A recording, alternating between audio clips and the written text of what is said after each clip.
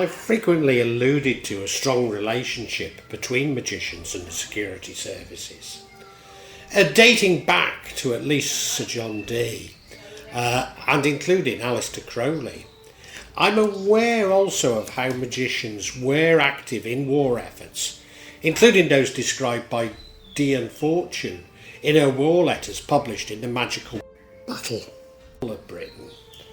I've recently listened to a vlog by Dr Angela Puca on magic in warfare, which really got me thinking. To what extent was witchcraft employed in the English Civil War? The major witch trials of Mathew Hopkins coincided with the Civil War, and certainly accusations of witchcraft do appear to be somewhat influenced by military strategy. But I'm interested in the actual use of witchcraft to influence the outcome of the war. Certainly I've reported previously that Prince Rupert's dog, Boy, was seen as a familiar with magical powers. From the opposite side, I'm aware that Oliver Cromwell was accused of selling his soul to the devil on the eve of the Battle of Worcester. But is there any evidence of a deeper, maybe coordinated use of magic to support either sides?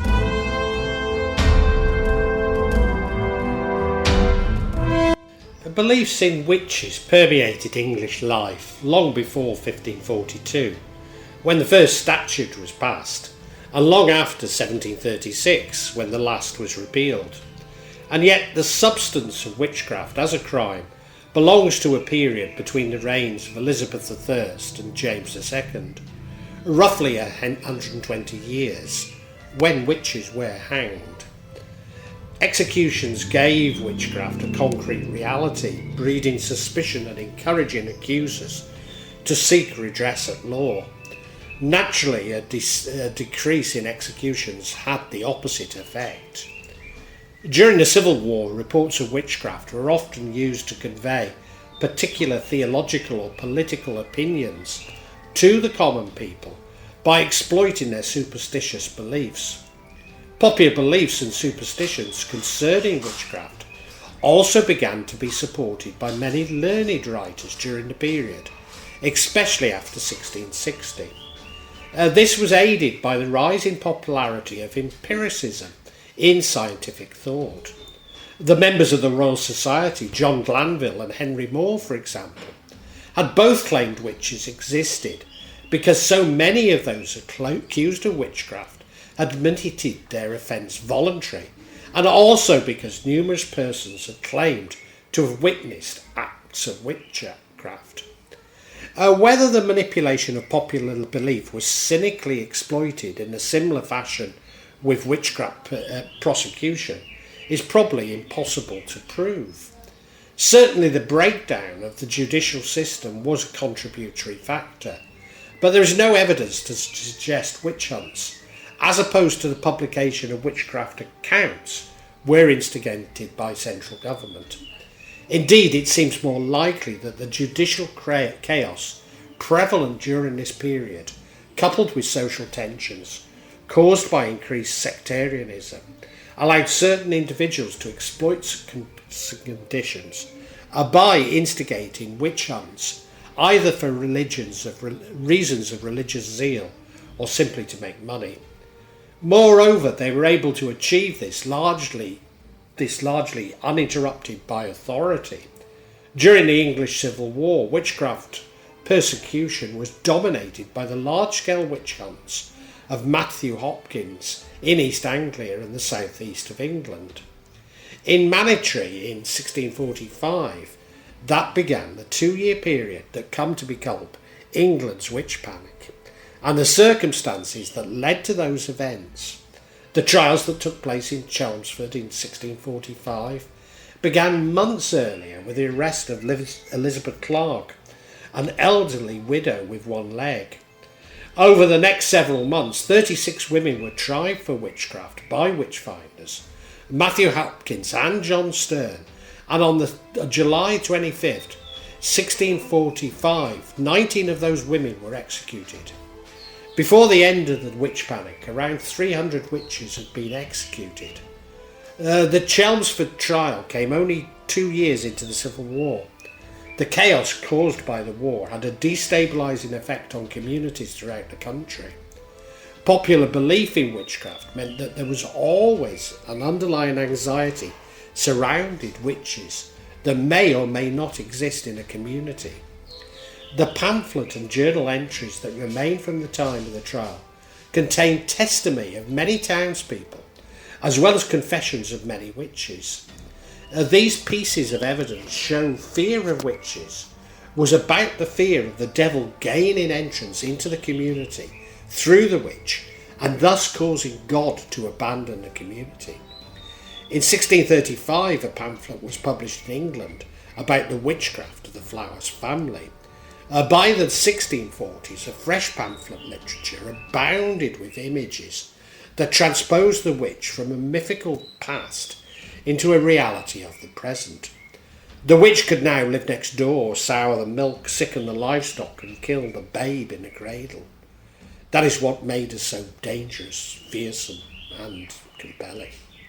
Hopkins and his companion John Stern were symptoms of a parasite rather than the cause. The collapse of traditional authority, a vacuum at the heart of the legal system, and an upsurge in popular fears about the efficacy of witchcraft created the climate in which Hopkins and Stern might flourish. Certainly they were not the only witch hunters operating during the period. The trials did not stop with Hopkins' death in 1647, but radiated out to Kent and Somerset in 1650. As late as 1680s, the services of the witch finders were being sought and contracted by concerned citizens in the Devon boomtown of Bideford, when accused of witchcraft, once again surfaced from J.P. Richard Hart. It was not only until the 18th century, with the acceptance of Cartesianism, a transcendent notion of God, and the rise of philosophies, that the devil was pushed to the margins.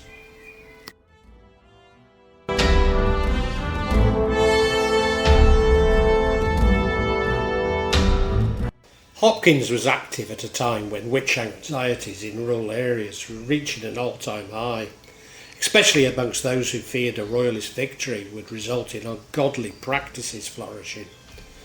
But within a parliamentary hierarchy, Hopkins was mainly disapproved of. Thomas Adie's A Candle in the Dark was a treatise published for the benefits of judges and jury members that served to rationalise claims of witchcraft. Adie expresses particular contempt for the technique of sleep deprivation by which Mathew Hopkins coerced confessions out of the accused. The opposition continued, and its best surviving evidence that Hopkins was not sanctioned as an agent of the law. In fact, quite the opposite appears to be true. Those in powers within Parliament and the Church sought to repress Hopkins as best they could in the light of the diversion of civil war. Hopkins seems more to belong to a tradition of the demonology of James I, rather than a Puritan movement to vilify the royalist enemy. Nevertheless, 80-year-old Brandeston, Suffolk vicar John Lowes, who preached at All Saints' Church in the village for almost 50 years, was accused of witchcraft by Mathew Hopkins. He was plunged into the moat at Framlingham Castle, where he stoutly refused to drown, and therefore his fate was sealed. Despite retracting his confession as soon as he outed the clutchings of Hopkins and his henchmen, Lowes was sentenced to death at the assizes in Bury St Edmunds and was brought to the gallows on August 27, 1645, protesting his innocence. Lowes was accused by his own practitioners of having papist leanings. Many of his practitioners detested him for being vexatious and turbulent, that there being one occasion that the rector gave the parishioner a bloody nose during a row in the churchyard.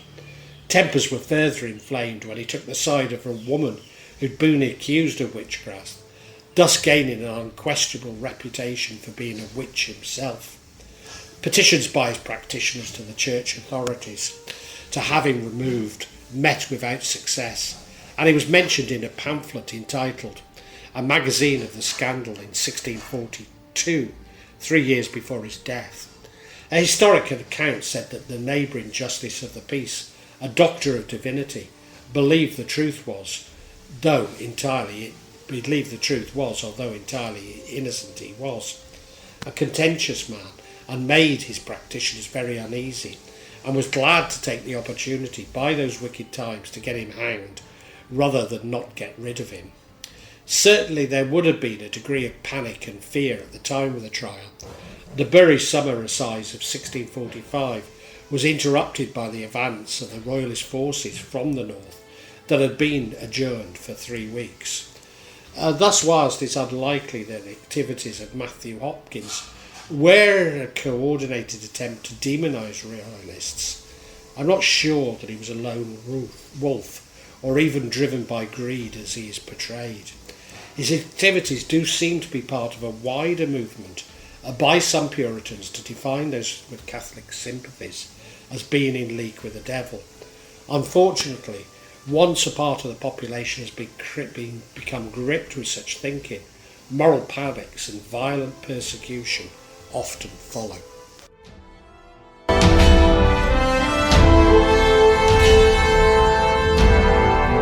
Mark Stoyle in 2013 in The Black Legend of Prince Rupert's Dog, Witchcraft and Propaganda During the English Civil War concedes all that we know for certain about Boy could be written on the back of a beer mat.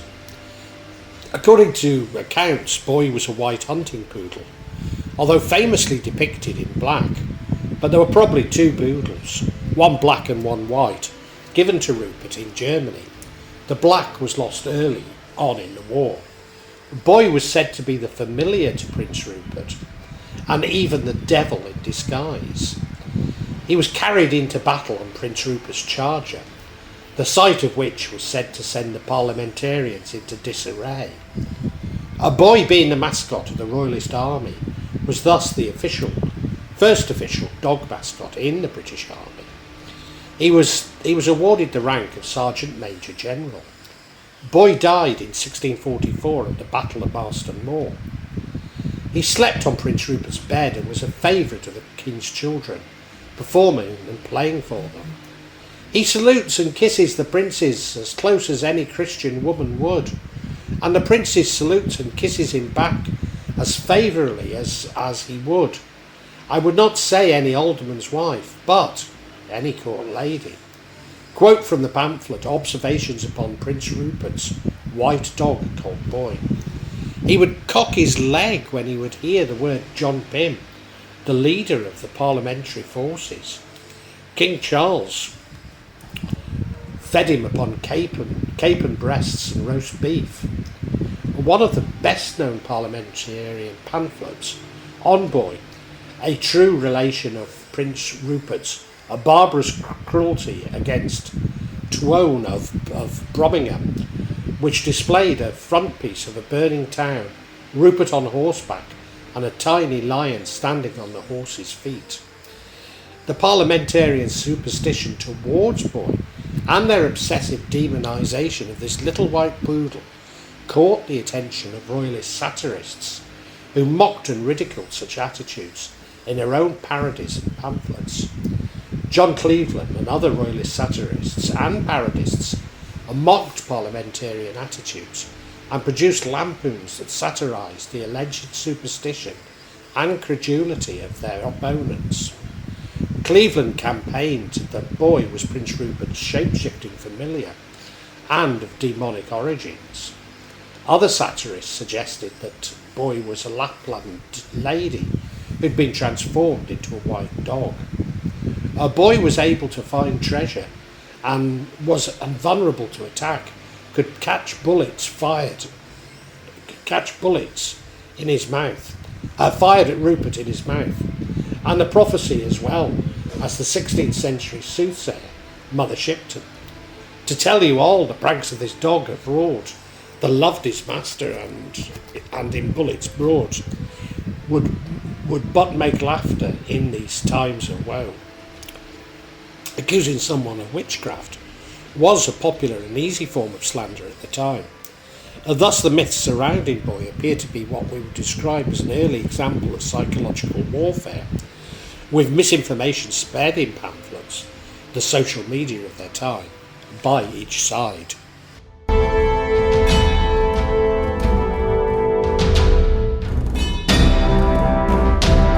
On the eve of the Battle of Worcester in 1651, Oliver Cromwell was reputed to have sold his soul to the devil. The legend illustrates the persistence of ideas about a physical devil, despite the emphasis on the devil as an invisible tempter in English theology. This portrayal emerges from the polemics of the 1640s and 1650s, and had something in common with the demonisation of the royalist commander, Prince Rupert. But it drew mainly on earlier stories such as the legend of Johann Faust, which provided the core theme of the tale of Cromwell's supposed diabolism.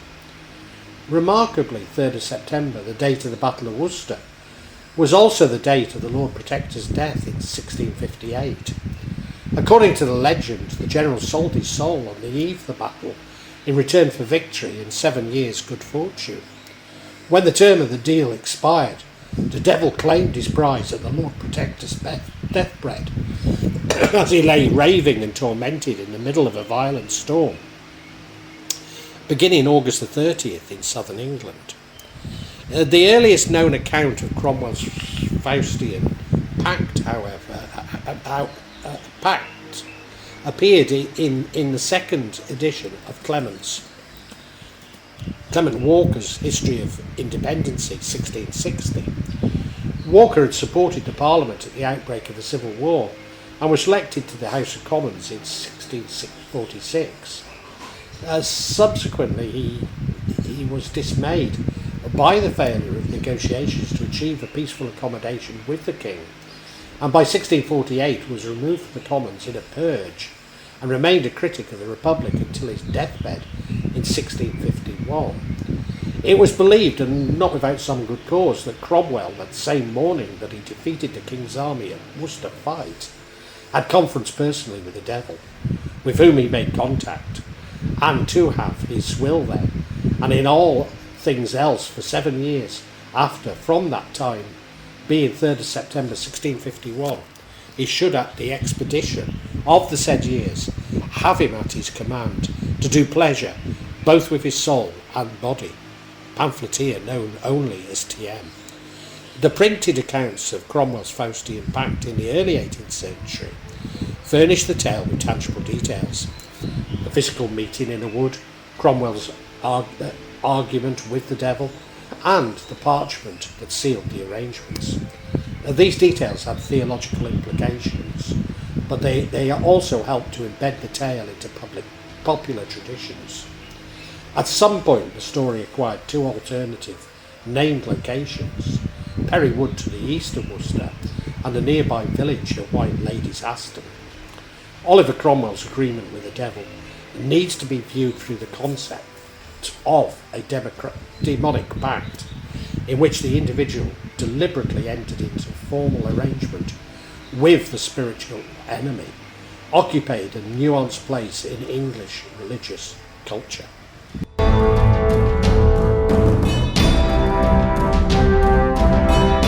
The outbreak of the Civil War in England in 1642 unleashed pent-up anxieties about the political use of magic, in the form of lurid allegations from both sides that their enemies were making use of sorcery and witchcraft to influence the outcome of the conflict. Alleged appearances of evil spirits were relatively common during the civil wars. Unsurprisingly, the devil did extensive service in the English civil wars. Propagandists on all sides exploited his role as the mastermind of false and deadly beliefs. As the father of lies, he was presented often as the seductive voice that led opponents to overthrow the true religion. At its most subtle, this approach permitted sympathy for the victims of demonic deceit, whose good intentions were subverted by the enemy disguised as the angel of light. As early as 1642, some parliamentary pamphlets implied that the king's camp followers included witches, and a witch allegedly captured at Newbury in 1643 attributed her power to the devil.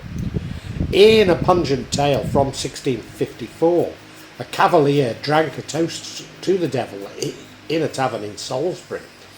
He then vanished from the chamber, leaving only a foul smell and a broken, bloody window. On the royalist side, polemicists described the tormented death of the regicide Thomas Hoyle in 1650. He was apparently beset by demonic visions before he hanged himself with the devil's assistant. The devil appeared at the bedside of the king's executioner, Richard Brandon, to stop him from repenting. Philip Herbert, a parliamentarian, Earl of Pembroke and Montgomery, was guided through his career by the devil in man's shape, and died raving in his bed as a fiend came to collect his soul.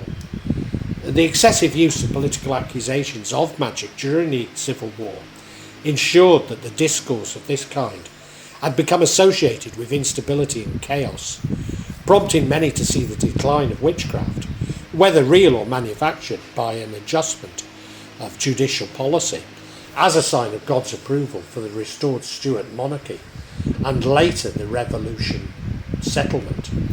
Despite the accusations and obvious examples of psychological warfare used during the Civil War, including the widespread accusations of witchcraft against potential enemies within, I've not come across any examples of magic being used directly in the war effort.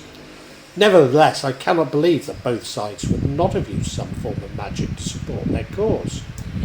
Undoubtedly, there would have been difference in the magical practices of the Puritans and Anglo-Catholics, but I feel sure these must have occurred. Of course, with so much evidence of psychological warfare and false accusations available in pamphlets, it is little wonder that the historians have not chosen to investigate if actual magic was used, potentially staking their academic reputations in doing so. Of course, I've only researched the vlog and have found no evidence, but should I embark on a doctorate, maybe I would have. Again, had I researched for a doctorate and found nothing, this would have placed my graduation in jeopardy. Thus maybe we will never know the truth regarding my hunch.